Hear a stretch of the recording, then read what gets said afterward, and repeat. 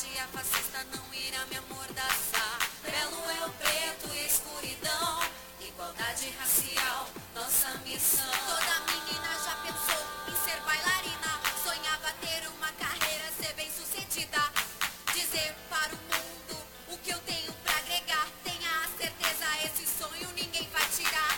Dias e dias estudando pra concurso, salário digno na profissão tem o seu custo. Meu país não valoriza minha profissão, as cadeias estão cheias na escola, evasão. Aprendi com os meus pais a honrar os meus estudos, me esforçar, focar, não depender do mundo. Conto a minha história como se fosse um escudo, arma de guerra, influência para os meus alunos. Nada nem ninguém pode nos parar, e é por isso que hoje eu te digo, ouse sonhar. O meu coração é o que me faz compor, a alma é de artista, a vida de professor. O rap é protesto e eu tenho voz, acorrentados em navios, meus bisavós. A minha força me faz cantar, a minha tia fascista não irá me amordaçar. Belo é o preto e a escuridão, igualdade racial, nossa missão. Meu coração é o que me faz compor, a alma é de artista, a vida de professor. Rap é protesto e eu tenho voz, acorrentados em navios, meus bisavós. A minha força me faz cantar, a minha tia fascista não irá me amordaçar. Belo é o preto e a escuridão, igualdade racial, nossa missão. Todo dia, cada dia é uma dificuldade, vivo lecionando de cidade em cidade. Saio de uma e já chego na outra, as contas sempre chegam, não posso dar sopa. Graças a Deus deu tempo sem me atrasar, pois já houve dias que não pude nem almoçar. Peço a Deus em oração pra me olhar, meus alunos tenham a melhor aula que eu puder dar. Em meio a essa crise temos o nosso emprego, amo o que eu faço enquanto muitos desespero. Essa é a profissão que eu escolhi, uma composição aqui e ali. A educação desse país devia ser o alvo do detrimento eminente, ele seria salvo. Alguém me perguntou o que quero sonhar, esse sonho é tão bonito que eu não quero acordar. Satisfação é entrar pela escola, ver meus alunos felizes jogando bola. Sonho em ver as escolas crescendo, qualidade melhorando e o povo aprendendo. Ao olhar seu rosto vejo que há esperança, inexplicável é te ver sorrindo, minha criança. Olhar teu rosto faz tudo valer a pena, fazer o que eu faço é missão e não lenda. Meu coração me faz compor, sim, a alma é de artista e a vida de professor.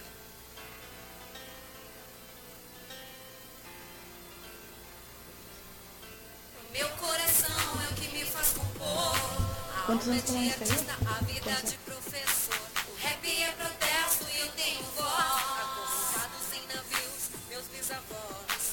A minha força me faz cantar, a minha tia fascista não irá me amordaçar. Belo é o preto e a escuridão.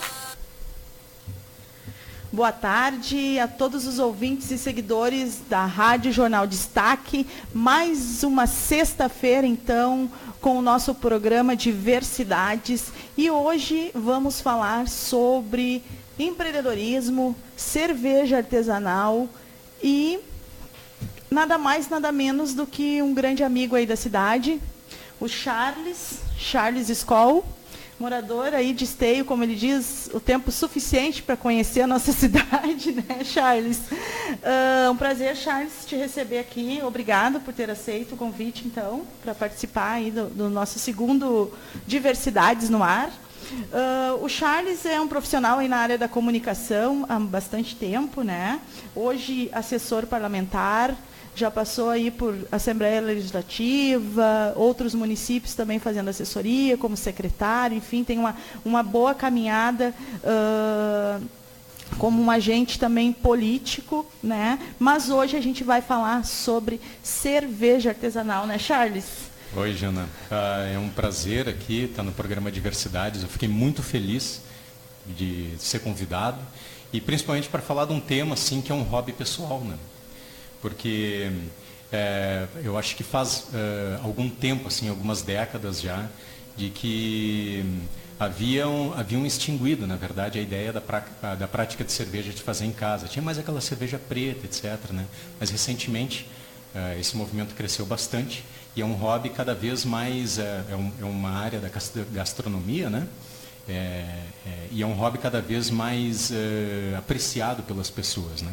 E tem muita gente que tem condição de fazer, mas não sabe exatamente como fazer. Eu acho que essa é uma boa oportunidade de poder compartilhar a prática de poder fazer a própria cerveja. Sim, eu acho muito legal, porque hoje o comércio, né, desse produto, ele é dominante quase, né, no nosso mercado, né?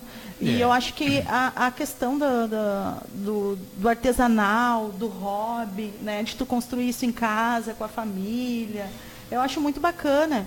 E também a questão da grande produção e eu digo produção dominante, que é o sistema, né, o comercial, enfim, que usam muito também, daí eu vou fazer o recorte de gênero, que usam muito a imagem da mulher, né, nas suas propagandas, nos seus...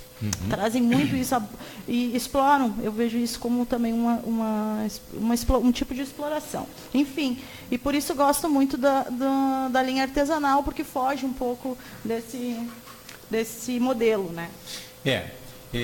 Assim, ó, para entender bem como é que é essa área da cerveja artesanal, o que significa isso e quais são as possibilidades dela, né? Elas transcendem muito aquilo que está posto para nós e para os consumidores da indústria tradicional da cerveja.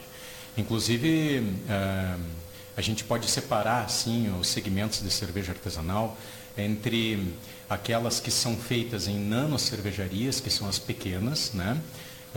Que popularmente são chamados paneleiros, né? Não tem nada a ver com aquele movimento de bater panela. Mas, e depois, tem muitas receitas que são feitas, né, em nanocervejarias e que daqui a um pouco elas começam a adquirir apreço pelo mercado e elas podem, então, se transformar em receitas comerciais, né? Assinadas por nanocervejeiros mesmo. Essas outras cervejarias, embora sejam artesanais, elas também utilizam equipamentos industriais, não outras nanocervejarias, mas microcervejarias, que é um outro estágio na produção da cerveja. E depois tem a cerveja produzida em larga escala. A diversidade de sabores e as possibilidades da produção da cerveja, elas são muito mais... É um leque muito mais colorido do que a imagem preto e branco que está colocada para nós na prateleira do supermercado. Hoje já é possível a gente encontrar vestígios, né, de que há um crescimento nesse meio. Assim, a gente encontra, se a gente vai em determinados mercados, já uma prateleira específica ali para cervejas artesanais. Aí o cara experimenta um pouco mais amarga, um pouco mais... né?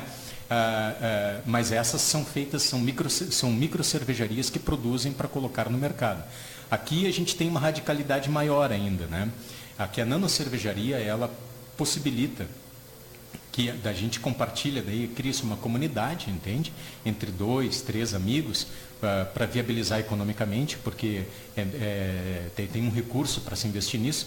Eu posso comprar uma receita sozinho, mas não tem graça, entende? Então, normalmente eu divido a receita com alguém, a gente monta a receita de acordo com como a gente quer, tem vários processos, né?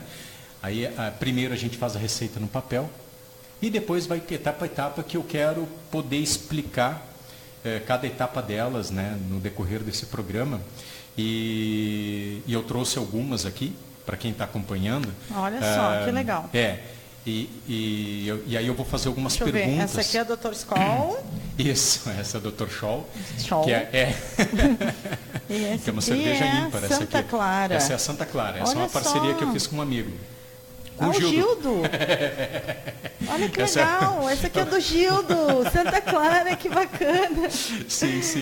Muito aí, legal. E eu vou explicar o Gildo, ele andou lá por não, Santa é a foto Clara. dele. Nossa! É a foto dele. Santa Clara legal. é uma cidade que tem em Cuba, né? Em Cuba, e o Gildo sim, gosta... ele foi a Cuba, exato. Ele foi. Bacana. É aquele movimento, vai para Cuba. Ele foi. Ele foi mesmo, ó. Tá aqui a prova. Então, isso só é possível fazer numa nanocervejaria, né? Porque não tem escala industrial e o objetivo ele não é, na verdade, econômico, né? É de viabilizar coisas, é um hobby. É um né? hobby. Um hobby E que na área da gastronomia. Na área da gastronomia. Muito bacana. E eu acho que foi bem nesse viés assim que eu pensei da gente fazer esse diálogo, porque as pessoas talvez vão, no primeiro momento, né, através da chamada, estão fazendo apologia, enfim, mas não é isso, gente. Tem toda uma história, tem toda, né, uma construção em cima disso e de forma alguma é apologia. Mas vamos lá. Tem várias pessoas aí acompanhando as lives. Seu Miguel Luz, boa tarde. Seu Miguel, um abraço. Que bom que o senhor, como sempre, acompanhando os nossos programas. É um privilégio. O Plínio Rogério, um abraço, Plínio. Obrigada aí por estar acompanhando ao vivo. O Fabiano Porto. Boa tarde, companheiros. Boa tarde, Fabiano. Um abraço para ti, para a Duda. O Rodrigo Jankowski. O Plínio aqui desejando uma boa tarde. Parabéns. Baita entrevista. Parabéns ao Charles, a Maria Salete Ribeiro, boa tarde, amiga, uma boa tarde, dona Maria, a Flávia, o Plínio, Natan Gomes, o Anderson, comunicador. O Guilherme Wunder, o jornalista Guilherme Wunder também está. Se ele está aqui, ele está acompanhando também, né? Que legal, obrigada, Guilherme, pela audiência. A Graziela Oliveira Neto, parabéns, Grazi, aí, né, pela... O novo momento agora, né, à frente, então, do nosso sindicato CISME, esse desafio aí, mas eu tenho certeza que tu e todos que contigo estão vão fazer aí um grande trabalho. Parabéns pela conquista, pela luta aí. O Rafa, do Rafuage, estamos junto, galera. Beijão, Rafa, até mais. O Esteban, um abraço, querido, está nos assistindo. O Natan Gomes fala, Charles, um ótimo gestor, grande amigo. Que legal. A Elis, obrigado, lá do condomínio Quaraí, minha vizinha, um abraço, Elis, um beijo aí a todas as moradoras e moradores aí do meu querido residencial Quaraí. A Pati Jankowski, um beijão, Pati. A Natália Betim, beijo, Natália, saudades de ti, guria. O Milton Oliveira, Dali Charles, ótimo programa, Jana, abração para vocês, obrigada. Hey, Natália. Valeu, Milton. Vamos então dar um momento para a apresentação dos nossos colaboradores e voltamos já já com Charles Skoll.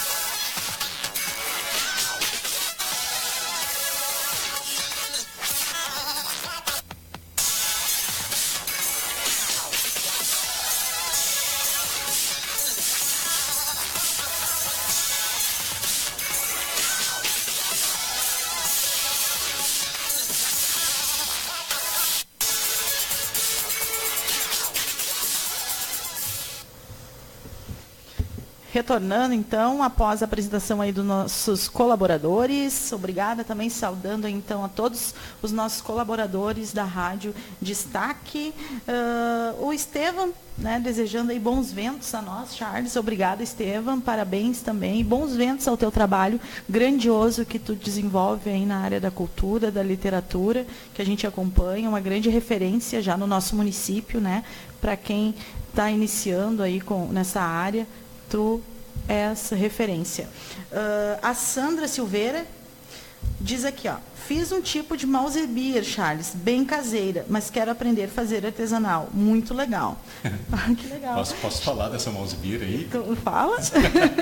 Mas antes eu quero convidar a Sandra ao vivo, então, para vir participar do nosso programa, Sandra. Está convidada a vir participar do nosso programa Diversidades, tá? Fica à vontade, entro em contato contigo em breve. Mas de imediato, então, já está aberto o convite a ti. Pois é, a Sandra ela trouxe uma situação muito interessante na história da cerveja, porque nós tínhamos o costume, e era tradicional das famílias, de fazer a cerveja preta, essa em casa, então ela era, né? E a fermentação, ela era feita na garrafa. E, bom, explodia. Explodia. Então, eu tinha muitas pessoas que faziam e enterravam as garrafas, né? Eu conheci parte disso e quando eu era bem pequeno, assim, a minha avó também fazia. E foi onde eu me despertei, na verdade, a começar a produzir agora.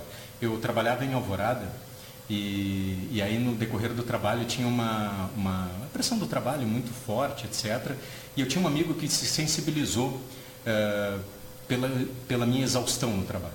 Era um engenheiro, né, e trabalhava na SMOV. E ele disse, tia, tu está trabalhando demais. Eu vou te convidar para vir num final de semana na minha chácara. Ele tem uma chacrinha lá em Eldorado do Sul. Chama tua filha, vem para cá, dá uma descansada. Beleza, cara, tá bom, vou. Eu fui. E aí cheguei lá, o Paulo Padilla, né? E cheguei lá e ele disse, cara, hoje nós vamos fazer uma coisa diferente. Eu disse, tá, o que é, Paulo? Ele disse, vou te mostrar. Daí ele pegou umas panelas lá e começou a fazer, nós vamos fazer uma cerveja. Eu disse, bah, que legal. E aí eu fui vendo ele fazer, ele fez a partir do extrato de malte. E eu gostei muito disso. Eu gostei muito disso ao ponto de que, de repente, eu comecei a pesquisar sobre como é que era, aí me aprofundar mesmo, né? Eu queria fazer a cerveja, aí era um desafio pessoal, se transformou num desafio pessoal desde o grão, sabe? Né? Eu quero moer o grão, eu quero produzir o extrato de malte e quero ter controle sobre tudo que acontece. E aí eu comecei a estudar a química, né, de como é que acontece o processo de fermentação, da onde que vem tal coisa, o que vem, para onde que vai. E o resultado disso foi que eu, logo no início do processo, porque isso fazem 2 anos que eu estou produzindo, no ano passado eu fiz 40 receitas diferentes, né, diferentes assim, uma das outras, experimentando, né, receitas novas. Entre elas, a Rosa Luxemburgo? Entre elas, a Rosa é uma cerveja lilás. Eu vi, mas não experimentei. Isso, foi bem diferente, porque a gente está acostumado com aquela cerveja amarelinha, clarinha, que está na prateleira do mercado, né? E aí eu produzi verde, lilás, vermelha, né? E com cores diferentes, com graduações, né? com IBV diferentes, com UBV diferentes e com IBU. O IBU é, na verdade, o amargor, né? É diferente também. Tá, mas o que é que tem na cerveja, sabe, prioritariamente, assim? É o malte, né? Que a gente fala, o que é o malte? Malte são grãos de cevada, né? E de cereais distintos, em que eles são pré-germinados, depois é interrompida a germinação deles e eles são tostados. Conforme é ampliado o tempo de tostagem, né, ela vai ficando mais escura. Isso é que determina a cor da cerveja. Então o Pilsen, por exemplo, o Pilsen é uma cidade alemã, mas daí tem um grão, né, um grão de cevada, que é tradicional da Pilsen, Esse grão de cevada, ele é a graduação mais clara que tem. E depois tem as cervejas mais escuras, né? A gente não coloca nenhum tipo de corante, assim, entende? Para obter as cores naturais da cerveja. É por conta da cor do grão. É ali que tu regula ela. Essa Dr. Scholl aqui, por exemplo, ela é Bordeaux, né? Por conta dos tipos de malte que ela tem. Essa aqui é uma IPA que eu fiz com o Gildo. Ela é clarinha, né? Por isso que eu acho que ele escolheu colocar Santa Clara, entende? Por conta da cor da cerveja, né? E ele tinha ido para Cuba, então tinha toda uma história pessoal dele que ele gostaria de ter para presentear os amigos. Ele queria dar um presente especial para os amigos. Sim. E ele então sugeriu, quem sabe, vamos fazer uma cerveja? Eu disse, vamos. Aí nós sentamos e fizemos o planejamento dela. Tá, para quem que tu quer dar? Eu perguntei, né? Eu quero dar para os meus amigos assim, assim, assado, né? Então tá, beleza. Aí eu escrevi primeiro a receita, assim, né? A gente vai lá e faz a composição dela. Porque como os produtos, eles são padrão, assim, né? A gente pode ver qual que é a quantidade de sacarídeos, polissacarídeos e trissacarídeos que vão compor o mosto, né? E eles vão ser determinantes para o resultado da cerveja, tanto na parte da cor dela, quanto do aroma, né? E quanto do sabor, né? É como fazer uma música, só que tu usa outros sentidos. Na hora que tu for compor um texto, por exemplo, tu está utilizando determinadas partes do teu raciocínio. Tu organiza, inicio aqui a ideia, tem, né, a introdução, o desenvolvimento, a conclusão, né? Quando tu vai compor uma música, tu tem que levar em conta, além do texto, também a sensibilidade musical e uma determinada melodia que vai despertar sentimentos na pessoa que está ouvindo a música, que estejam de alguma forma relacionadas com aquilo que ela está dizendo, né? É um outro tipo de exercício, né, de composição.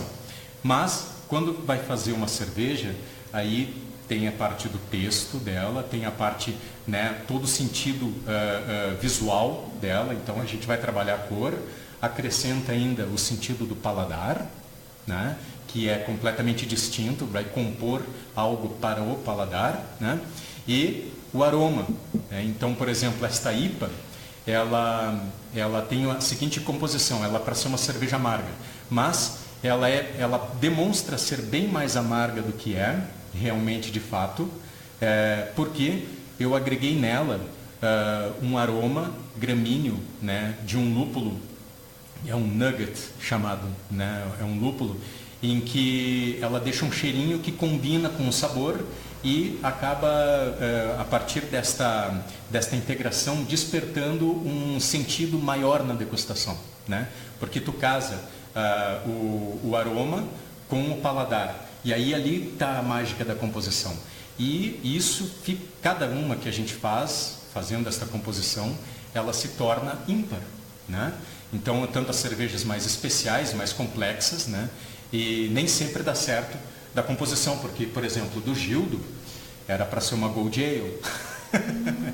E aí, no decorrer do processo, conforme vai acontecendo a receita, o Gildo foi acompanhando comigo. Ele disse, Gildo, agora a gente vai passar para esta etapa, para esta etapa, para esta etapa, né? Todas as... E uma etapa, desculpa te atrapalhar, só por uma dúvida. E de uma etapa para a outra, demora em média quanto tempo? Assim, olha, o início, a primeira parte eu chamo que nem envolve a cerveja, é saber o que vai fazer, né? Ou se não, pega uma receita pronta. Normalmente é assim que as pessoas fazem. Eu quero fazer tal, daí onde tem a loja de insumos já te dá a receita e o material. Mas daí tu não interage com isso que eu estou dizendo. Sim. Tu já vem, na com verdade, a receita pronta, que também é válido. Eu comecei as minhas primeiras, elas eram receitas prontas, né? Até que eu comecei a compreender um pouquinho mais quais eram as transformações enzimáticas dela, né? E que produzem os resultados, tanto no sabor quanto no aroma e na cor. Daí né? tu começou a criar as tuas receitas. Aí que veio a mágica maior, que é a composição, porque a graça maior é compor, né?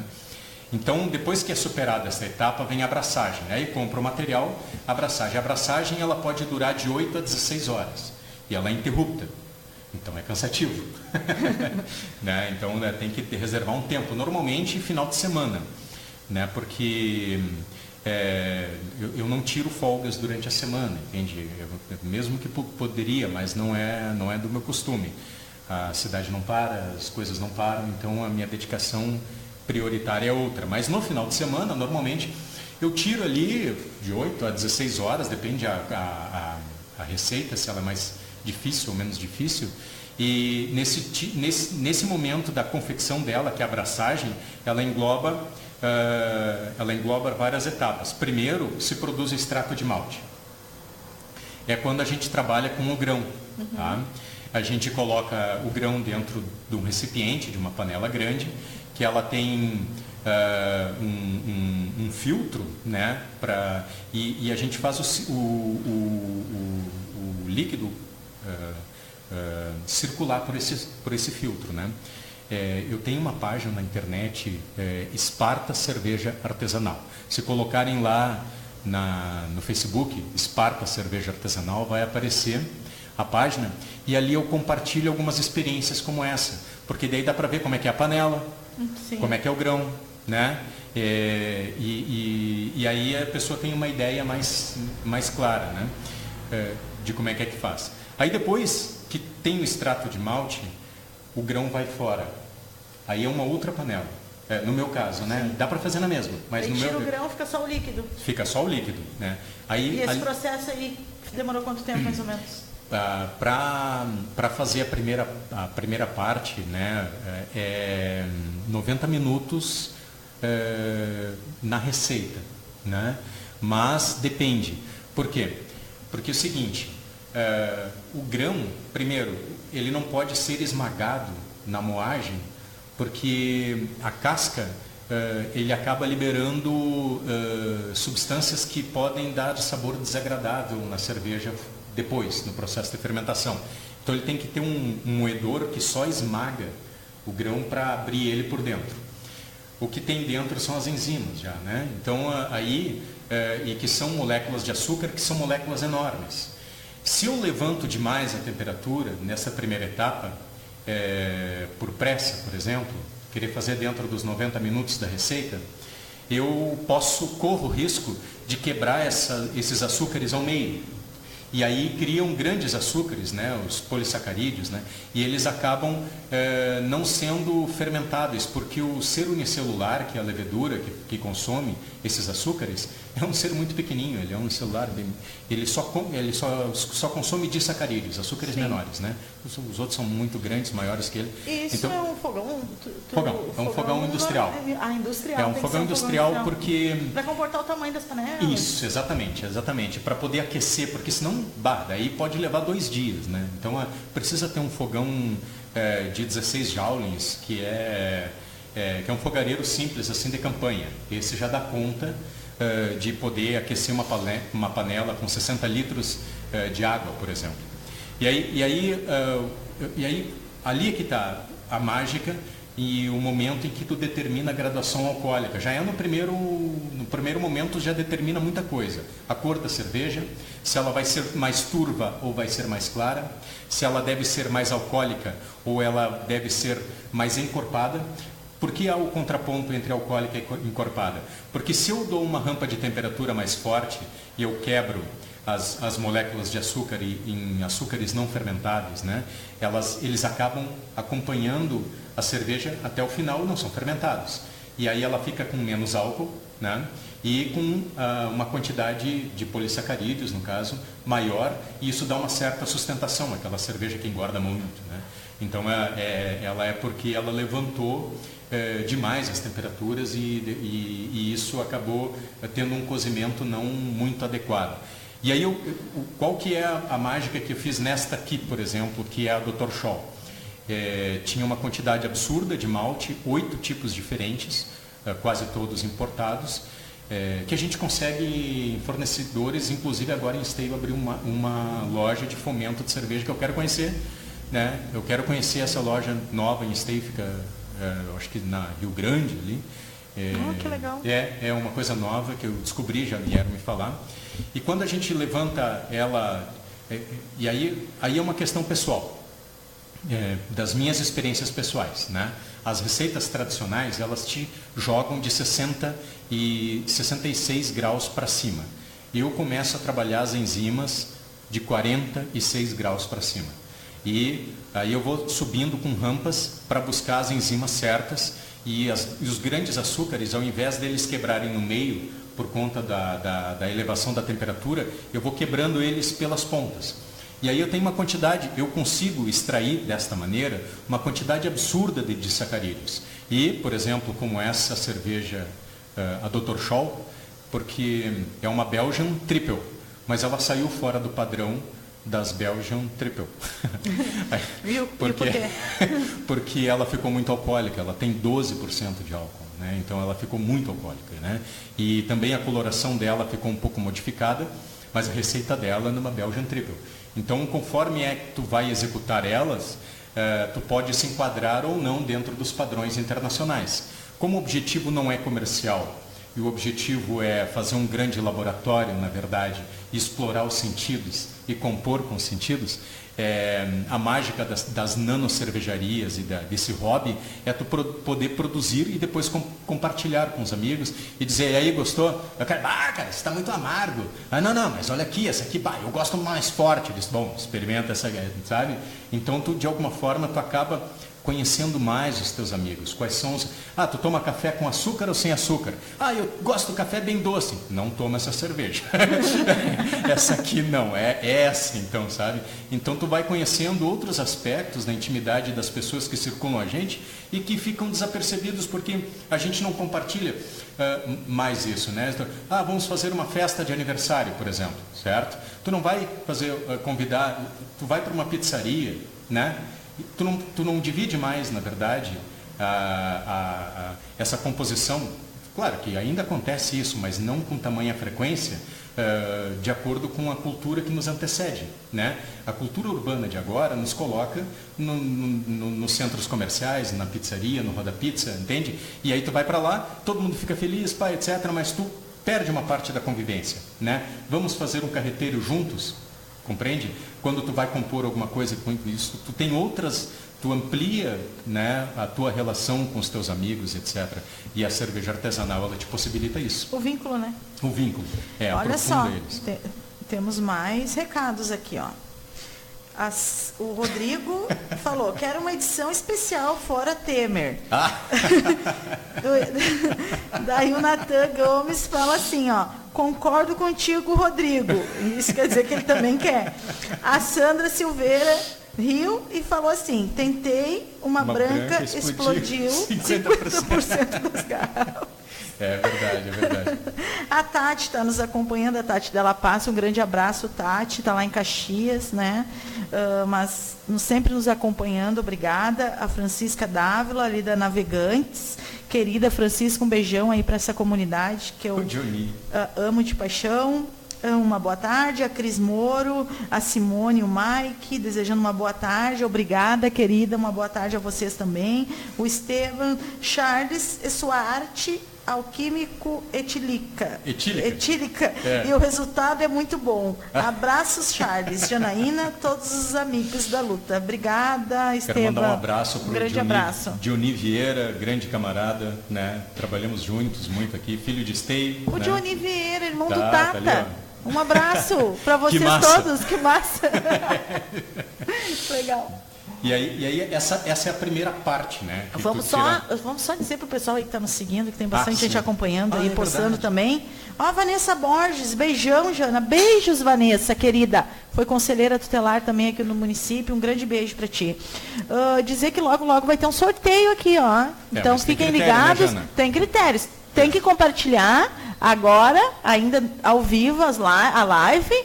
E qual é o segundo critério, Charles? Assim, ó, primeiro, tem que comprovar ser maior de 18 anos, Exato. Porque se trata de uma bebida alcoólica e a gente tem critérios com isso, né?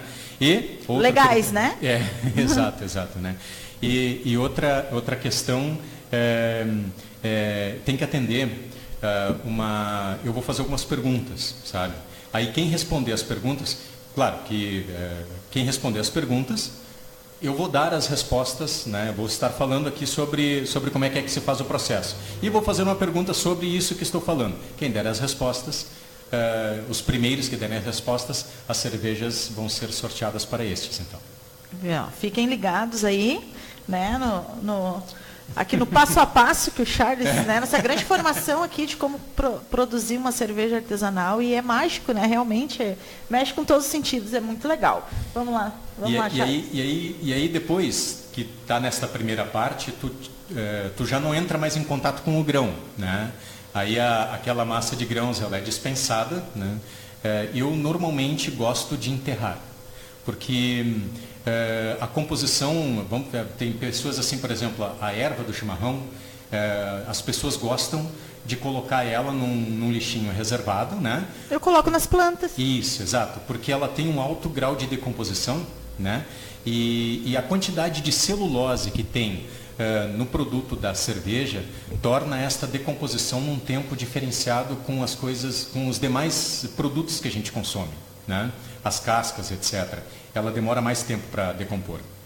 Então, eu procuro enterrar em lugares diferentes assim, e é tranquilamente absorvido, na verdade, pelo meio ambiente, né? Depois, quando a gente dispensa o grão. E até porque tem cada abraçagem para uma... Eu tenho feito de 60 litros, né? E de 60 litros, pelas receitas, se usam de 8 a 10 quilos de malte, tá? De grãos maltados. Bom, eu uso de 15 a 25 nas receitas de 60, porque elas são super concentradas para poder obter, na verdade, a singularidade da receita, né? A singularidade da cerveja que está sendo produzida. Uma vez que o grão é dispensado, aquele mosto, né? O extrato do malte, na verdade, ele vai se transformar no mosto. Aí ele é colocado em uma outra panela, que normalmente é um pouco maior, né? Essa panela de fervura. E nesse processo de fervura, aí o tempo tem que ser certo, né? Ela tem 60 minutos de fervura. Tá? Por isso que o fogareiro, ele é importante que ele dê conta disso, né? Tem que estar ali com uma reserva, porque tu tem que garantir, na verdade, esses 60 minutos para a quebra certa, para a transformação certa das enzimas, né? E para a liberação dos óleos responsáveis pelo sabor dos lúpulos, né? Então, aí vem a parte em que a gente vai agregar o sabor, né, da cerveja, o amargor dela e o aroma. Tá? É nessa segunda etapa. Então, nesses 60 minutos, a gente mede ao contrário. Então, é o tempo de cozimento que o lúpulo está na panela. Entende? Então, tem lúpulo de 15 minutos. Tem lúpulos de 15 minutos até 60 minutos, é isso? Daí tem lúpulos de 15 minutos, lúpulos de 30 minutos e lúpulos de 45 minutos. Acho que isso aí vai ser uma pergunta depois. Né? Vamos ficar ligados. E aí o que acontece? Né? Não é 15 minutos de fervura, entendeu? Passou 15 minutos de fervura e aí eu coloco o lúpulo de 15 minutos. Não, esse... como é 1 hora, né? O período é 1 hora, o lúpulo de 15 minutos entra aos 45 minutos de fervura, porque só faltam 15 para terminar. Entendeu? Aí fica ao contrário. Um lúpulo de 45 minutos, ele entra aos 15 minutos de fervura, para que ele fique 45 minutos dentro da panela, até o horário de terminar. Né? E o lúpulo de 30 minutos, óbvio, se é 1 hora, daí é 30 minutos, depois mais 30 minutos fervendo. Aí os lúpulos de amargor, eles entram são os que entram, eles precisam ficar 45 minutos. Tá? Então, passados 15 minutos da fervura, acrescenta o lúpulo de amargor. Né? Sim. E depois, nos 15 minutos finais, entram os lúpulos de aromáticos. Né? E aí tem um catálogo enorme. E sobre essa questão do lúpulo, eu acho que o lúpulo é uma plantinha, não sei se eu não tenho... Bom, quem tiver dúvida sobre o que é lúpulo, dá para olhar, tem foto de lúpulo lá na página da Esparta. Tá? Viu, porque pessoal, eu acabei não trazendo. Acompanhar a página ali, tá no nosso passando aí na telinha o endereço da página, né? O contato, tudo ali. Isso, ali é o Quem e-mail tiver interesse, que a gente tinha colocado, né, em saber mais e conhecer, visualizar, acessa lá então a página Esparta. Tem mais postagens aqui, ó. Opa. O Rodrigo dizendo que adora sorteio, tá ligado aí, disse que já compartilhou e que quer Já uma é cerveja da Bordeaux, já é maior de 18. Então aí, ó, Rodrigo, fica ligado, vamos ver quais serão as perguntas aí para primeiro que responder aí na live. A Janice Fagundes está acompanhando, do grupo de dança cigana, da cultura cigana. Janice, legal, um grande beijo, Janice, né? Saudades de ti. Tem que vir também o programa aí, uma hora dessas, para a gente conversar. Com a Janice a possibilidade de fazer algo com o grupo dela. Olha, que bacana. Estamos ensaiando alguma coisa, né? Bacana, muito legal. Mas a história do lúpulo, o lúpulo é uma plantinha, sabe? Mas a história do lúpulo aqui no Rio Grande do Sul, ela revela muita coisa. Ela revela, assim, ó, a violência que os gaúchos sofreram, né? Principalmente os imigrantes, e nesse caso, assim, os alemães, com a entrada e abertura das grandes indústrias cervejeiras. Porque no interior, assim, até pouco tempo, quando fecharam a fábrica de Estrela, foi uma violência, assim, para a comunidade local. 150 famílias desempregadas, e isso foi agora, recentemente, né? Vai fazer, recentemente que eu digo, faz uns 20 anos. Mas assim, num tempo maior, né? Pegando um tempo maior, uma escala de tempo maior, vieram mudas de lúpulo para o Rio Grande do Sul. E tem relatos das famílias que plantavam o lúpulo. Isso foi tudo desmotivado. Ao invés das pessoas se compreenderem e a gente ser inteligente e integrar a cultura, né? A gente terminou com a cultura que veio para cá e a gente importa lúpulo hoje, entende? A gente tinha uma grande produção assim que era familiar e artesanal, que ela se extinguiu, revelando, na verdade, a violência que foi a entrada desses grandes grupos, né?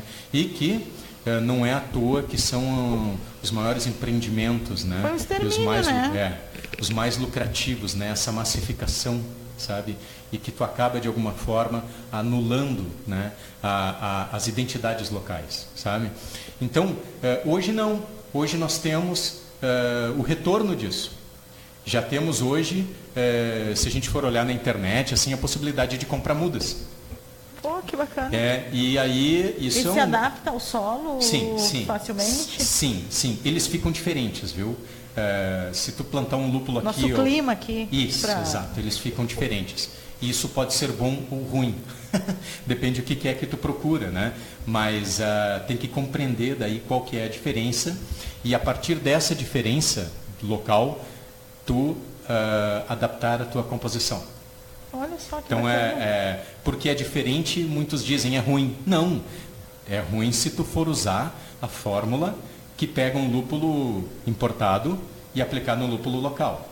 Porque eles são diferentes. Mas uma vez que tu estuda ele e percebe qual que é o sabor que ele dispensa, qual que é os óleos de amargor e os aromáticos que eles dispensam no mosto, tu pode compor a partir deles. Então, não é que é ruim ou bom, é que eles são diferentes. O que vai ser ruim ou bom é a tua habilidade em lidar com a diferença. É isso. E, obviamente, que para quem vive de lúpulo, né, por exemplo, né, eles apontam já que o lúpulo não presta. Porque eles querem vender o deles. E o lúpulo, ele é uma plantinha, uma trepadeira.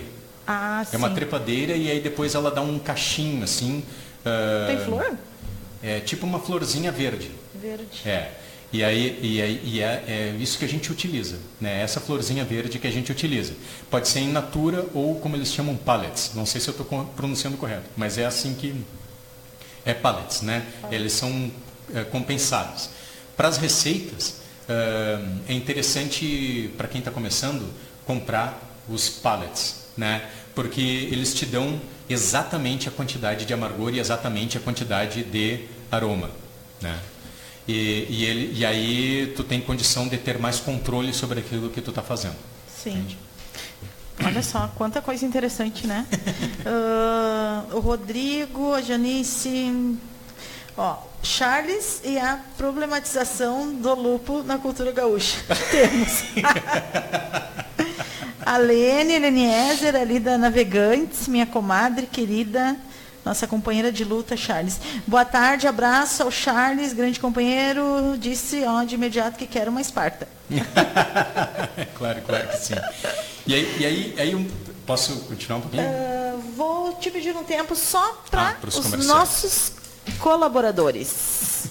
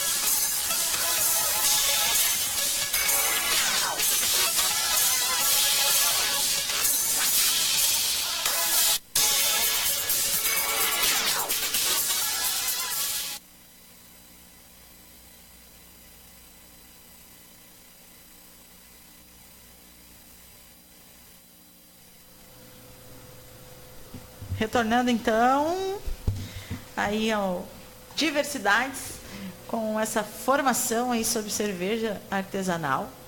E está sendo muito bacana, muitas visualizações, muitas pessoas aí interagindo.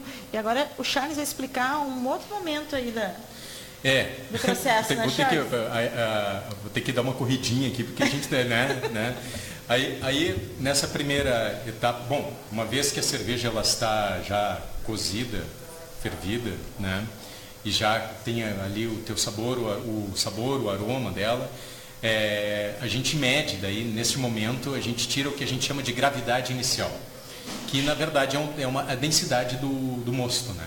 Porque conforme nós temos o mosto, a densidade dele é medida pela quantidade de açúcares. Então tem um densímetro, que é um equipamento que vai dentro de uma ampola e tem um equipamento que boia, assim, né, com uma reguinha. Sim. Daí tem, lá na página tem as fotos dos densímetros, né?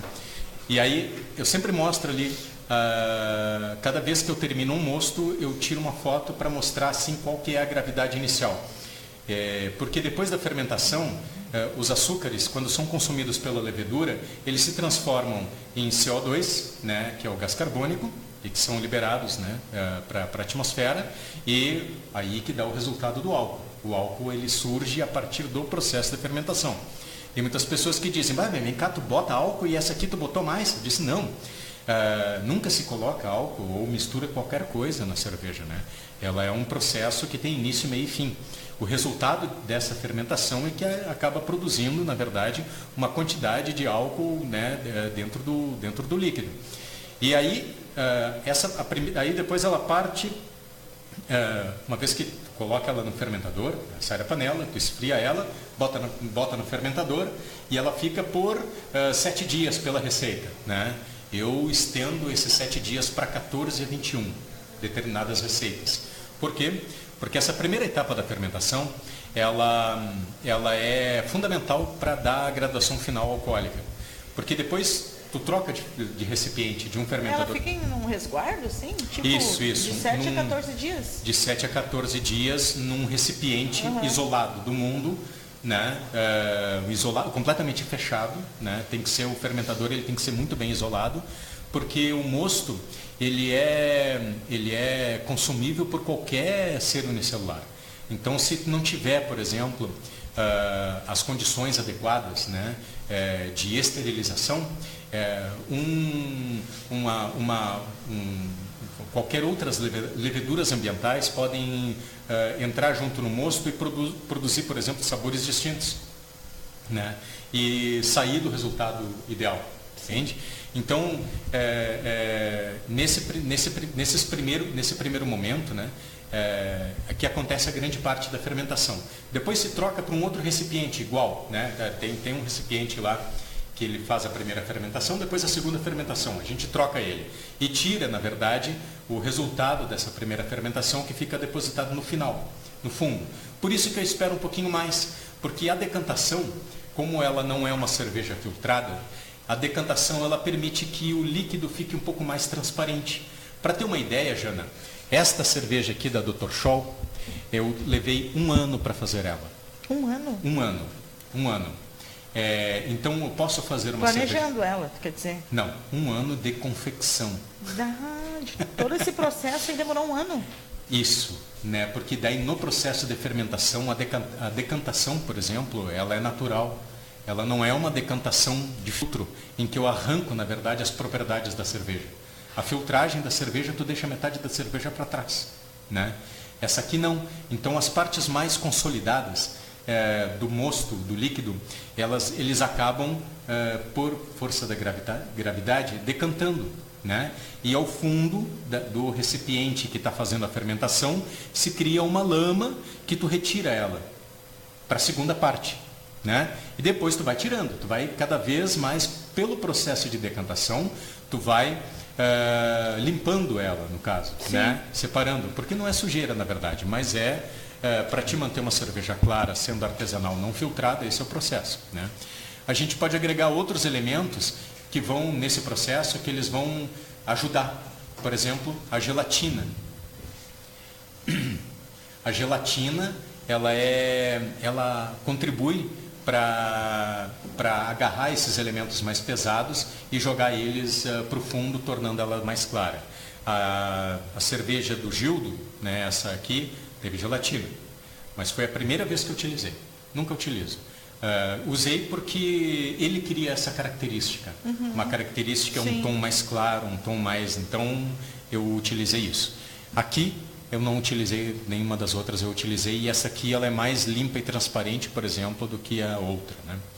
Eu acho que nós precisamos fazer o sorteio. Eu acho. Né? Então, deixo contigo, Charles, aí quais as perguntas, então, para os nossos seguidores que estão ao vivo aí, aguardando esse momento. Deixem aberto aí para... Eu vou fazer uma pergunta... Vamos ver quem é que vai levar. Vou fazer uma pergunta bem difícil, então, aqui... Primeiro, qual é o nome das 2 cervejas que estão na bancada? Essas aqui. Qual é? O nome das 2 cervejas que estão postas aqui na bancada. Então, é com vocês aí, seguidores, ouvintes. Vamos lá. É só postar aí na live, ao vivo. Primeiro que postar, vai levar. Eu quero falar, então... bom, agora eu vou dar o nome. Né? Eu só queria falar de antes da gente, porque agora a gente está correndo contra o tempo, né? Porque ficou curtinho o tempo para nós, né? Ah, sim.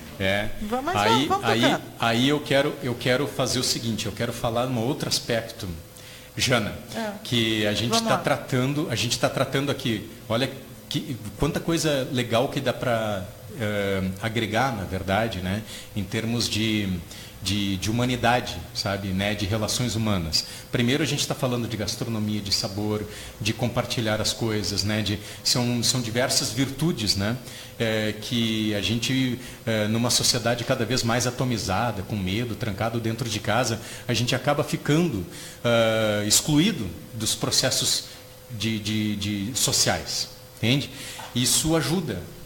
Quando tu junta pessoas para fazer uma atividade como essa, a gente acaba enfrentando, reagindo, na verdade, a essa tendência das sociedades urbanas, né? Porque as sociedades rurais, embora a gente as casas eram 10 quilômetros uma da outra, mas todo mundo sabia quem estava ali dentro, né? Agora não, agora eu moro ali no Vitória Régia, né? E às vezes a gente não conhece o vizinho da porta do lado. É um comportamento evidente assim das sociedades urbanas, né? Então a gente está mais perto e mais longe. E fazer cerveja dessa forma como hobby é uma prática de afirmação, né? De fortalecimento, isso, né? De vínculos. De vínculos. E aí eu quero falar dessa afirmação. Eu vou pegar o exemplo aqui do Gildo, tá? Que eu acho que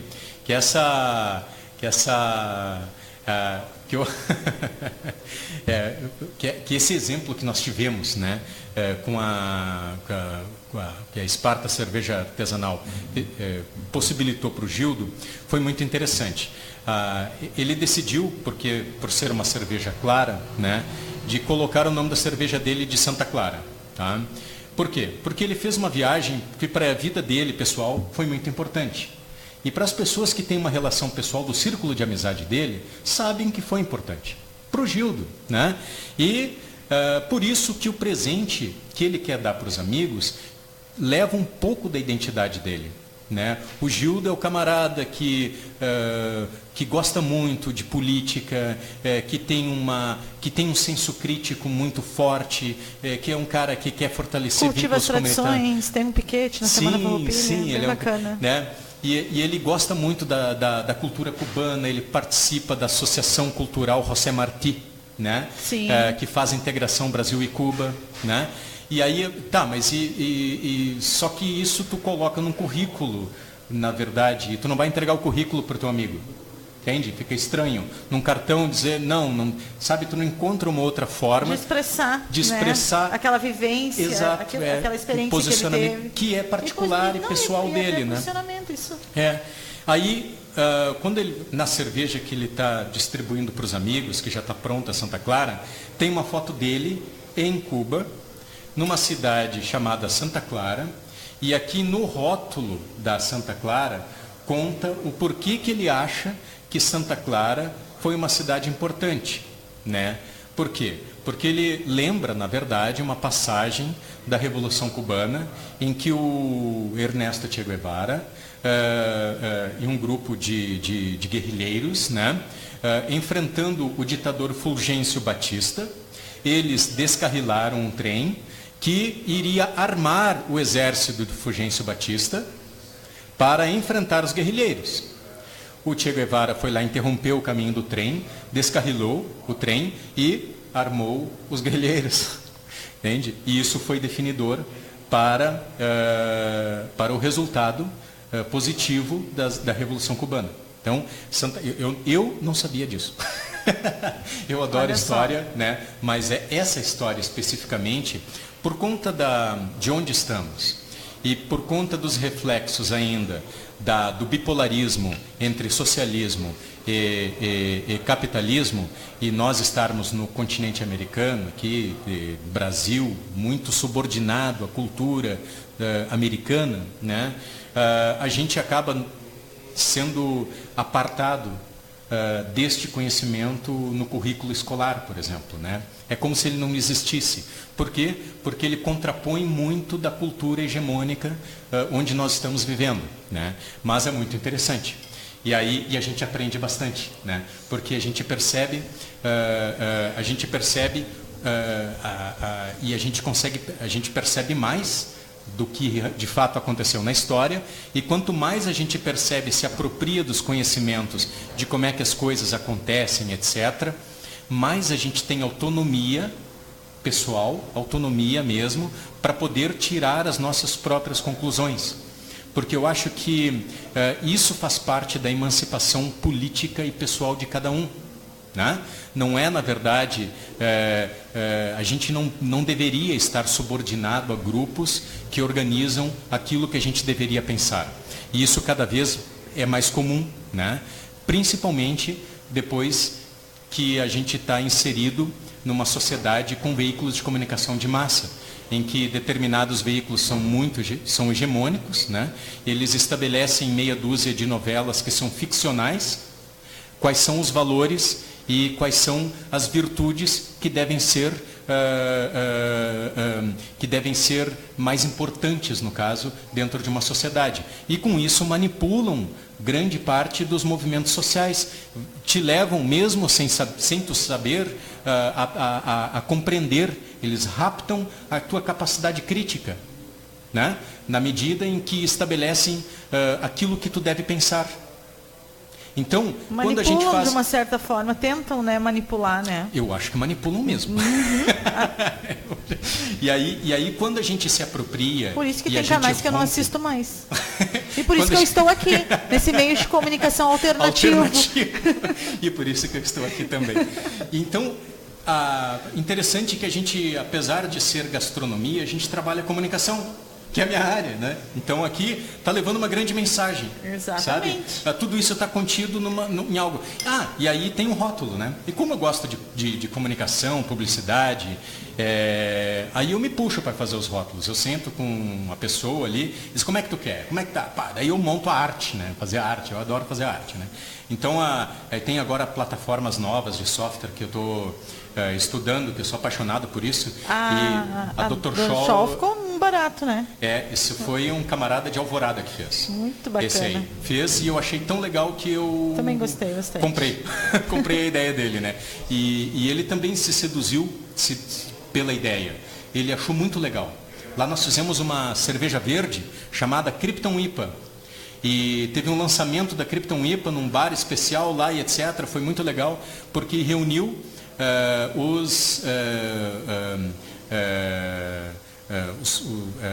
pessoal dos quadrinhos, histórias em quadrinhos, etc., a galera que curte super-heróis. Eu não conhecia essa comunidade, passei a conhecer eles depois. E foi uma atividade muito interessante, porque daí num lado tinha revistas em quadrinhos, no outro estava lá estourando lá a Krypton IPA, aí tinha lá um fliperama no meio, porque eles gostam disso, comunidade nerd. Eu percebi que eu faço parte também dessa comunidade, só não era integrado, né?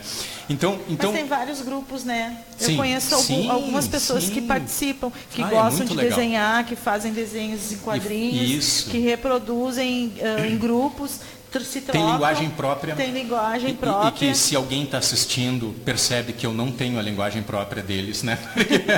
Porque a desconheço, né? Mas, o que eu ia falar, aí depois quando eu faço o rótulo, eu imprimo aqui mesmo, né? Tem vários fornecedores aqui na volta e reciclo as garrafas, né? Então eu recolho as garrafas, reciclo as garrafas, higienizo elas, coloco o rótulo, coloco a tampinha e fica algo absurdamente singular, porque não vai encontrar em lugar nenhum, né? E traz um pouco da identidade de todo mundo que fez, tanto da Esparta, na qual eu represento. Então tem um pouquinho de mim aqui, né? Porque a produção foi a partir da minha composição, né? E tem um pouquinho do Gildo também, né? Que está aqui a história dele, está a foto dele, a experiência, né? Posicionamento também político, não deixa de trazer isso também. Muito bacana, achei a ideia assim, olha, muito sensacional. Vamos ver. Tem resposta. Que massa. Eu acho que terminou a minha... A Jussara Oliveira está dizendo, eu quero. O Vilmar Nunes também quer. Dona Carmen Costa está assistindo. Beijão, Dona Carmen. Dona Obrigada Carmen, pela que audiência. Eu adoro ela, adoro de paixão. A Jane Arseno, o Fabiano Porto também está acompanhando. E a Helene Ezer Machado respondeu, Charles, Santa Clara e Dr. Skoll. Isso aí. Levou.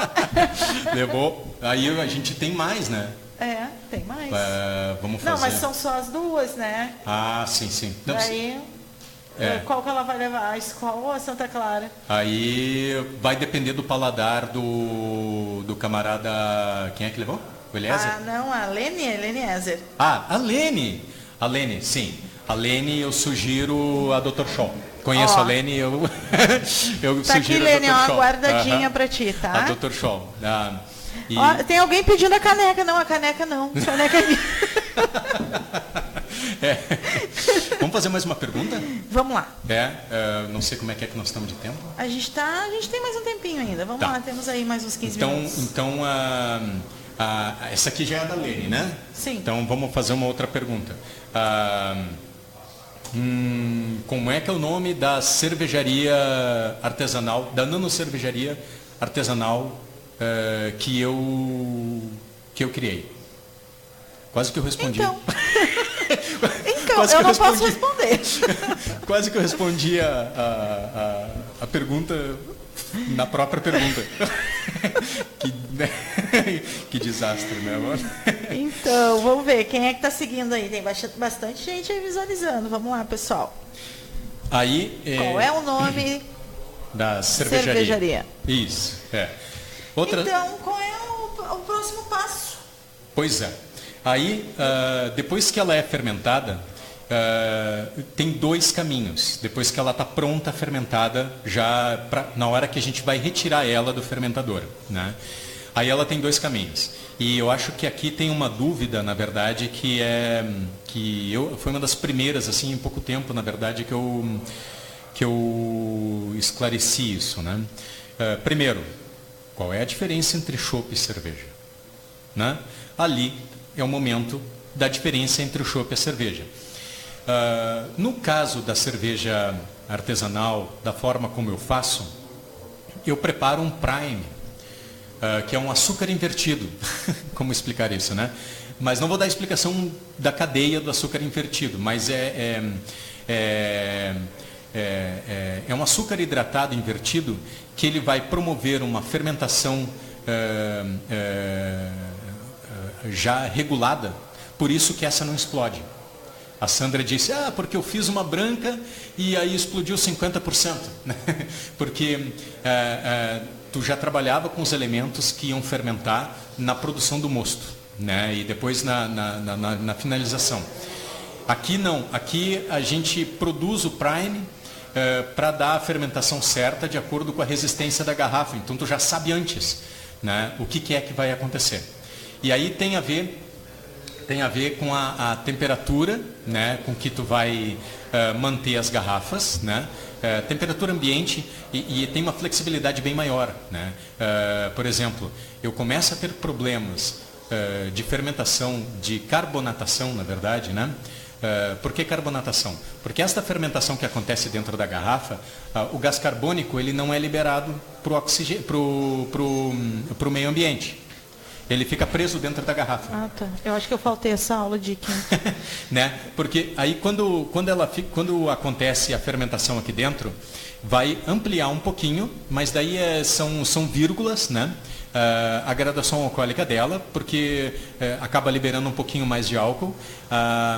O gás carbônico, ao invés de ir para a atmosfera, ele fica preso dentro do líquido. E aí que ela vai ter espuma. Né? Aí é que vem a espuma da cerveja da forma como eu faço. Existem outros fermentadores em que eles não liberam o gás carbônico para a atmosfera, e aí quando tu vai envasar, ele já invasa com ela carbonatada, né? Que o gás carbônico presente dentro do líquido. E no caso do chopp, tu insere o gás carbônico dentro do líquido a partir de um método a partir de um método artificial, né?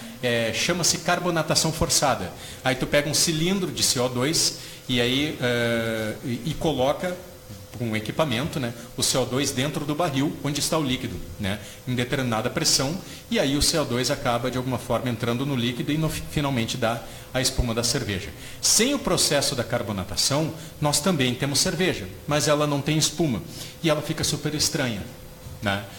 Mas ali já é possível saber o sabor, já tem a graduação alcoólica, já tem o aroma, né?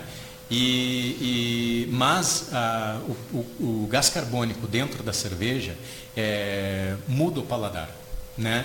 Muda a forma como tu vai sentir o gosto da cerveja, entende? Então, por isso que não se toma a tal da cerveja choca, né? Ah, não quero, essa cerveja tá choca. O que é isso? Significa que o gás carbônico saiu de dentro do líquido, né? Então, quando termina a parte da fermentação, aquela que demora 1 ano às vezes, né?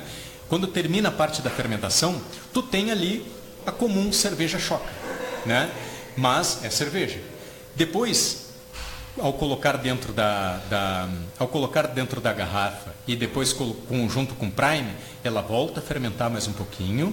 E aí, em vez de liberar o gás carbônico para a atmosfera, vai ficar preso dentro do líquido, porque o ambiente está reservado, e aí ela gera espuma, e isso muda, na verdade, as sensibilidades degustativas, né?